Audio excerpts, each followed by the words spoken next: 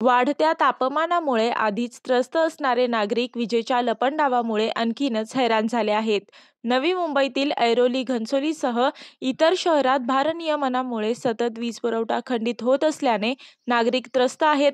याच पार्श्वभूमीवर नवी मुंबईचे माजी महापौर सागर नाईक यांनी वाशीतील महावितरण कार्यालयाला भेट देत महावितरणचे अधिकारी सिंहाजीराव गायकवाड यांची भेट घेतली आणि तात्काळ वीज पुरवठा सुरळीत करा असे बजावले. याविषयी बोलताना त्यांनी सांगितले की यावेळी आम्ही संयमाने वीज अधिकाऱ्यांना भेटलो आहोत. मात्र यापुढे सतत वीज पुरवठा खंडित होऊ लागला तर रौद्र रूप धारण केल्याशिवाय राहणार नाही असा इशारा त्यांनी यावेळी दिला. यासोबतच वीज पुरवठा अखंड सुरू ठेवा असे देखील बजावण्यात आले.